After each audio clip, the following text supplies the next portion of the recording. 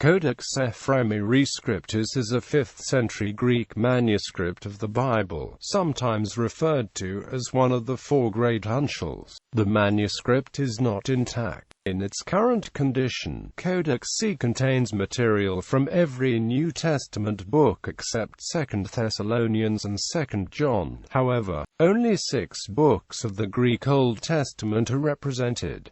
The manuscript is called Codex Ephraemi Rescriptus because it is a codex, i.e. a handmade book. Its parchment has been recycled, originally inscribed with scriptural texts. The pages were washed and reused for another text, and the text that was written on the recycled pages, in the 12th century, consisted of Greek translations of 38 treatises composed by Ephrem the Syrian, a prominent theologian of the mid-4th century. Manuscripts of this sort consisting of recycled pages are known as palimpsests.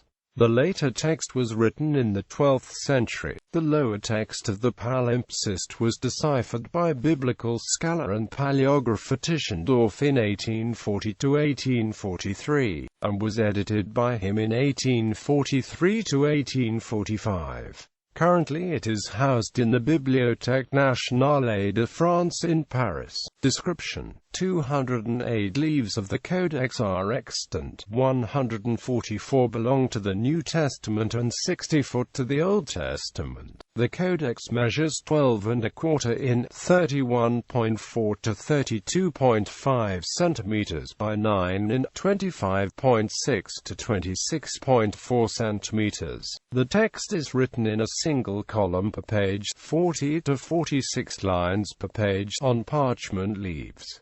The letters are medium-sized uncials. The uncial writing is continuous, with the punctuation consisting only of a single point, as in Codices Alexandrinus and Vaticanus. The capitals at the beginning sections stand out in the margin as in Codices Codex Alexandrinus and Codex Basilensis. Iota and upsilon, which in Alexandrinus and many other manuscripts have 2 dots over them when they commence a syllable. Sometimes only 1 dot, have in the Codex Ephraemi a small straight line in the place.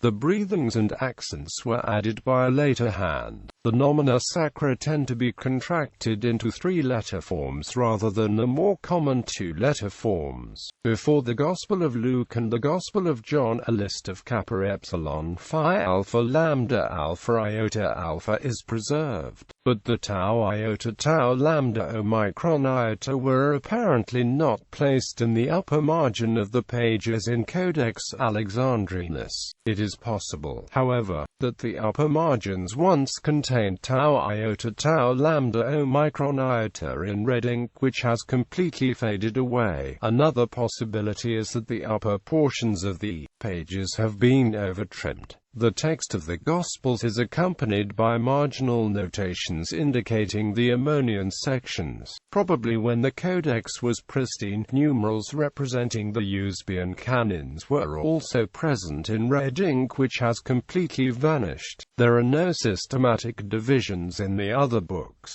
The pericope adulterae was almost certainly not included in Codex C when it was in pristine condition. The 2 leaves which contain John chapter 7 verse 3–8 to 34 are not extant. By counting the lines and calculating how much space would be required to include John 7:53–8:11, it can be demonstrated that, barring a large omission elsewhere in the text on the missing leaves, they did not contain sufficient space to include the passage. The text of Mark chapter 16 verses 9 to 20 is included in Codex C on folio 148R. It is difficult to determine whether Luke chapter 22 verses 43 to 44, Christ's agony at Gethsemane, was originally in the text of Codex C. The leaves that contain the surrounding verses are not extant. Mark chapter 15 verse 28 is not included. Licuni Gospel of Matthew, 1-1-2, 5:15-7-5, 17:26-18:28, 22:21-23:17, 24:10-45, 25-30-26-22, 27-11-46, 28-15 fin. Gospel of Mark, 1-1-17, 6:32-8-5, 12:30-13:19. Gospel of Luke, 1-1-2, 2-5-42, 3:21-4:25, 6-4-36, 7:17-8:28, 12-4-19-42, 20:28-21:20, 22:19-23:25, 24-7-45. Gospel of John, 1-1-3, 1:41-3:33, 5:17-6:38, 7-3-8-34, 9:11-11-7, 11:47-13-7, 14-8-16-21, 18:36-20:25. Acts of the Apostles, 1-1-2, 4-3-5-34, 6-8, 10:43-13-1, 16:37-20:10, 21:31-22:20, 23:18-24:15, 26-19-27-16, 28-5 fin. Epistle to the Romans, 1-1-3, 2-5-3-21, 9-6-10-15, 11:31-13:10. First Epistle to the Corinthians, 1-1-2, 7:18-9-6, 13-8-15-40. Second Epistle to the Corinthians, 1-1-2, 10-8 fin.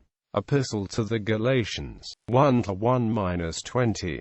Epistle to the Ephesians, 1-1-2-18, 4:17 fin. Epistle to the Philippians, 1-1-22, 3-5 fin. Epistle to the Colossians, 1-1-2. First Epistle to the Thessalonians, 1-1, 2-9 fin. Second Epistle to the Thessalonians lost. First Epistle to Timothy, 1-1-3-9, 5:20 fin. Second Epistle to Timothy, 1-1-2. Epistle to Titus, 1-1-2. Epistle to Philemon, 1-2. Epistle to the Hebrews, 1-1-2-4, 7:26-9:15, 10:24-12:15.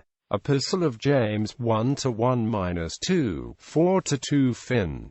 First Epistle of Peter, 1-1-2, 4-5 fin. Second Epistle of Peter, 1-1. First Epistle of John, 1-1-2, 4-3 fin. Second Epistle of John lost.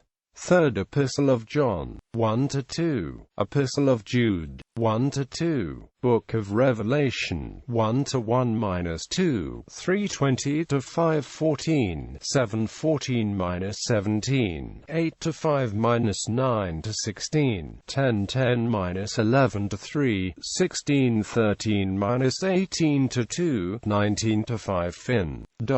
In the Old Testament, parts of Book of Job, Proverbs, Ecclesiastes, Song of Songs, Wisdom, and Sirach survive. History. The place where Codex C was written sometime in the 400s is unknown. Tischendorf tentatively suggested Egypt. Tischendorf also proposed that two scribes produced the manuscript, one for the Old Testament and one for the New Testament. Subsequent research has indicated that a third scribe may have been involved. The text has been corrected by 3 correctors, designated by C1, C2, and C3.